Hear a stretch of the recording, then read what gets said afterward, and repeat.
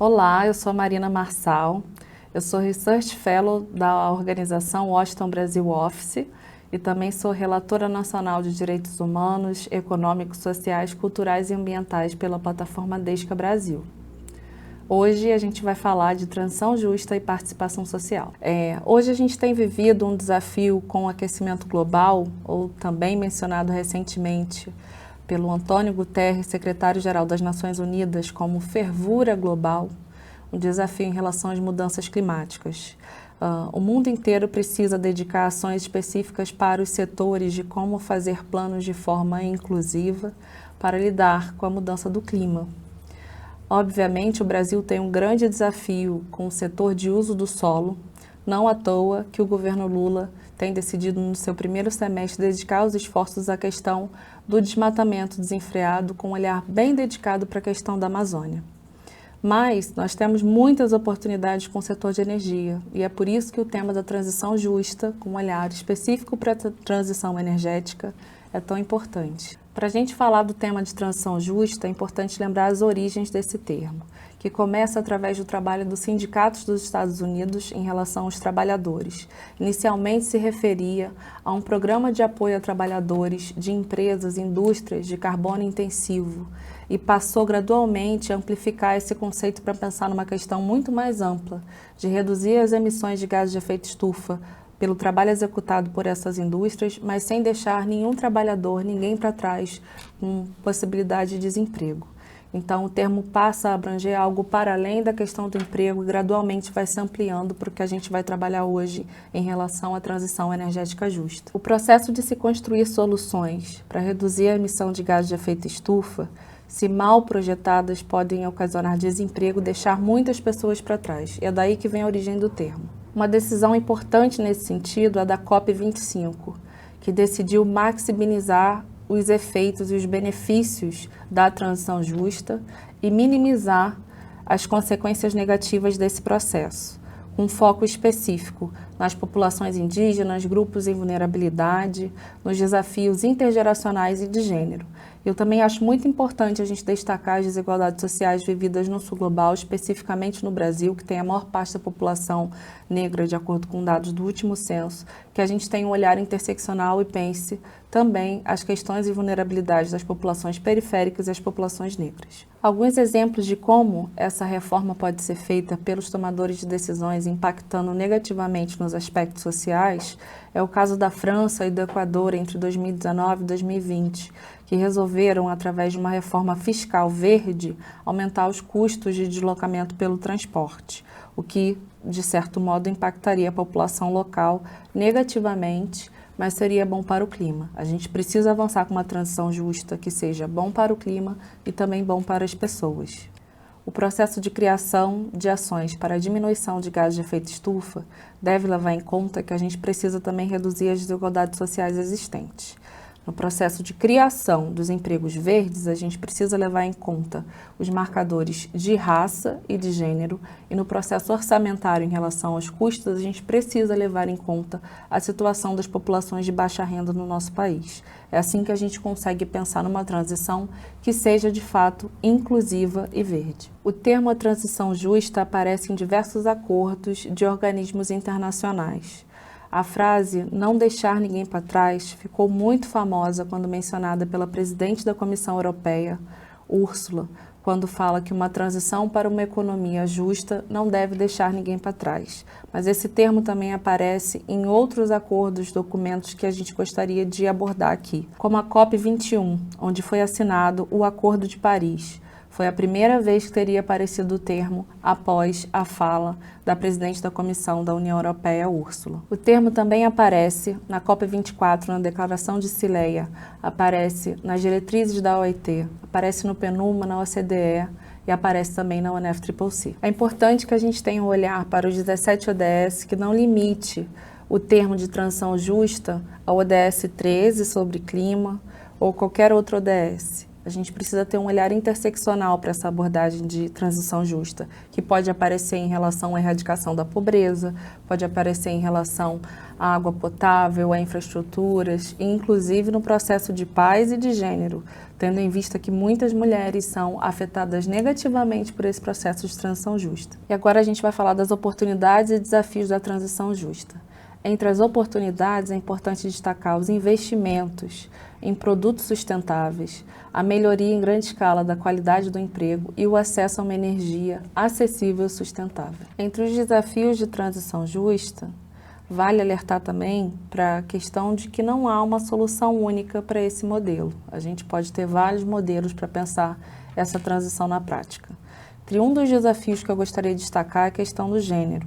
Hoje, a gente tem dados do IRENA que mostram que as mulheres são apenas 16% do setor de energia no mundo.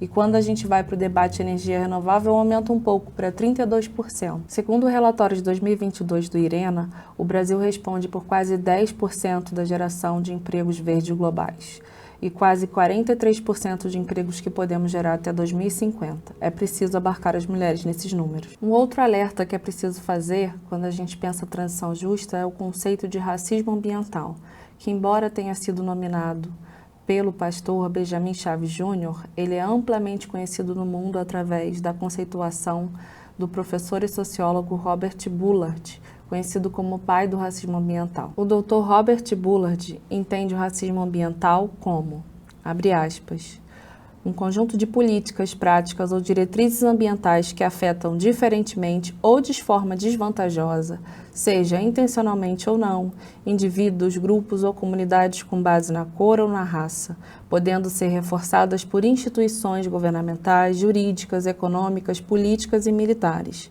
Enquanto isso, os prejuízos estruturais sistêmicos não são previstos e nem ao menos reparados na mesma proporção. Isto porque, em sociedades economicamente desiguais, instituições e mecanismos jurídico-políticos podem servir tanto como instrumentos democráticos para a solução de conflitos como ferramentas legitimadoras de perpetuação de desigualdades. Fecha aspas. E é por isso que na hora de construir políticas, os tomadores de decisão precisam pensar não só a interseccionalidade de gênero, mas também a existência do racismo ambiental no nosso país e outras intersecções, como a questão do território e intergeracional, como já mencionado anteriormente. E com isso eu pergunto a vocês, qual é a transição energética e justa que queremos para o Brasil? Eu vou trazer alguns exemplos positivos de planos que foram realizados através do diálogo, da participação social, que a gente pode se espelhar para fazer algo em sentido similar no Brasil.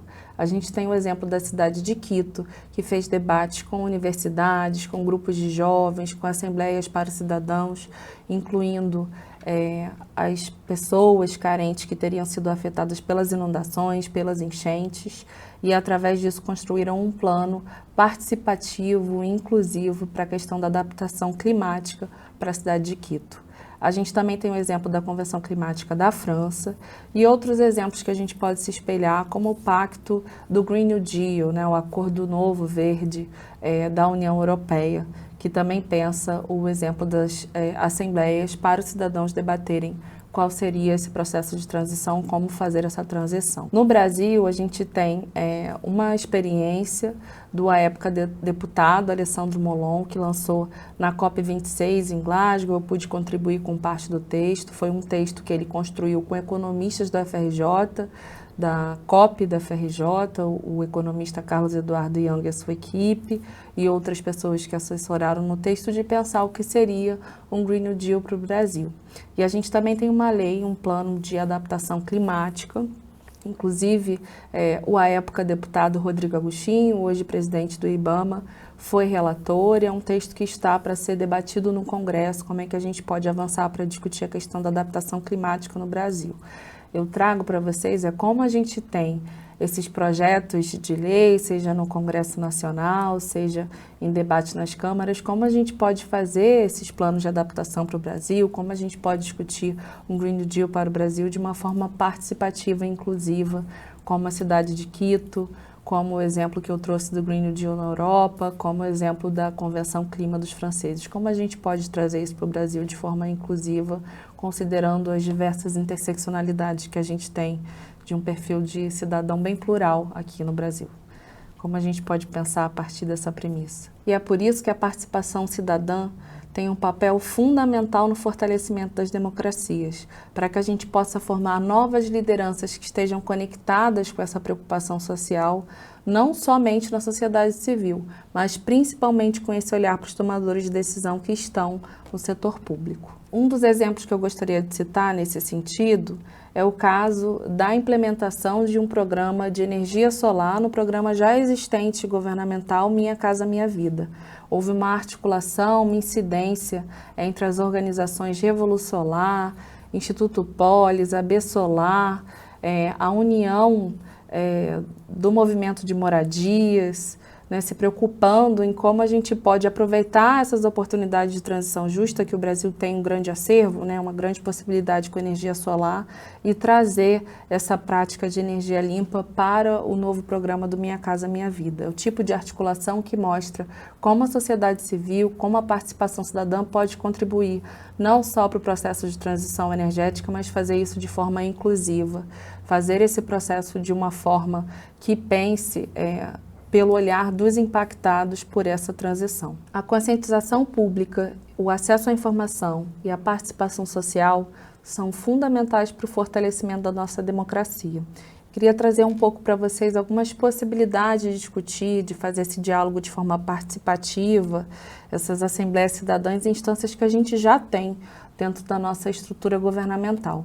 A gente tem o FBMC, o Fórum Brasileiro de Mudanças Climáticas, que é uma instância que existia já há alguns anos e que precisa ser reestruturada para ouvir diversos atores da sociedade civil em debate com o setor público para pensar esse design dessas políticas públicas em relação às mudanças do clima, né? Essa fervura do clima, como disse o Antônio Guterres. Então, essa é uma instância participativa muito importante, o Fórum Brasileiro de Mudanças Climáticas. A gente tem recentemente nomeado o Sérgio Xavier, que já foi secretário de Meio Ambiente em Pernambuco, nomeado para estar presidindo o fórum, e é uma instância participativa que eu sugiro a vocês acompanharem para sugerir uma mudança, uma inclusão, para sugerir que esse processo olhe para as questões da diminuição de gases de efeito estufa, mas sem levar em conta as desigualdades sociais existentes. Uma outra instância que existe é o Compromisso de Governo Aberto, também conhecido como OGP. No governo anterior, muitas organizações de sociedade civil participavam do compromisso de governo aberto em relação ao clima, mas saíram porque não se sentiram abertamente representadas, não sentiram que havia um diálogo aberto, uma troca efetiva. Não é um espaço somente para escuta, mas de entender que as proposições colocadas pelos membros nesse espaço são efetivamente escutadas, implementadas ou dado o mínimo de retorno. E é por isso que a gente fala de uma participação cidadã com acesso à informação e com transparência.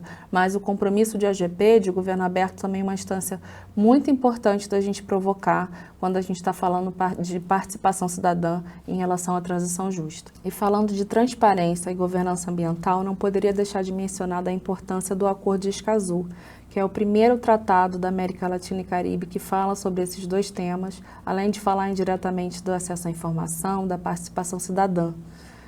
Esse tratado ele já foi assinado por 24 países e 15 países já ratificaram. O Brasil assinou o Acordo de Escazú em 2018 e hoje ele segue em tramitação para ratificação no Congresso. É por isso que é muito importante que dentro desse processo de cidadania brasileira a gente exija, acompanhe, peça informação e faça esse processo de incidência e advocacy em relação ao Congresso Nacional para ratificação do Acordo de Escazú, um acordo que fala de governança e transparência. Vale destacar que algumas experiências brasileiras em relação a uma transição para a energia limpa já ocasionaram alguns conflitos socioambientais. A gente tem caso de judicialização em relação ao impacto de plataformas de energia eólica e solar em alguns territórios, e a gente tem visto um aumento de litígio climático internacional em torno de 60%. O que teria faltado dentro desse processo de implementação de uma política de transição para energia limpa a ponto de ocasionar um conflito socioambiental com populações locais? Talvez tenha faltado consulta e consentimento. E aí eu gostaria de lembrar de uma outra convenção que o Brasil assinou, a Convenção 169 da OIT, que fala da necessidade de consulta e consentimento livre, prévio e informado, seja por audiências públicas, seja por consulta às populações diretamente afetadas. Essas populações afetadas muitas vezes se veem em conflito com o processo de regularização fundiária, de licenciamento ambiental. Então é muito importante que a gente lembre que o Brasil assinou e ratificou o tratado, a Convenção 69 da OIT, que já fala dessa necessidade de escuta, da participação das pessoas que podem ser afetadas por grandes empreendimentos. Isso não isenta o processo de transição para energia energética, seja eólica, seja solar nos territórios, de fazer esse processo de escuta das comunidades tradicionais. Com isso, nessa discussão, é importante a gente pensar que não estamos colocando em disputa o ser humano versus o desenvolvimento, esse modelo de desenvolvimento contra a natureza. O que está em xeque é que a gente não pode tratar os recursos naturais como se fossem infindáveis, para a gente não passar a ter uma ação de sociedade de consumo, como diz o Davi Copenau. A gente precisa tratar esses recursos naturais como meios que têm um fim previsto, principalmente nessa década que é tão decisiva em relação ao aquecimento global, e honrar o nosso artigo 5º da Constituição, que fala do direito ao meio ambiente equilibrado para todas, todos e todes. E sobre o tema da transparência, é muito importante que vocês acompanhem o tema de Global Stocktake, que é o mecanismo que está previsto dentro da UNFCCC, o quadro de Convenção de Clima da ONU. Esse é um tema que vai ser obrigatório por parte dos países que assinaram o Acordo de Paris, na COP28, a mostrar com transparência o que tem feito em relação ao financiamento climático, adaptação e tantas outras questões que são muito importantes nessa década para a gente. É isso, acompanhe o curso.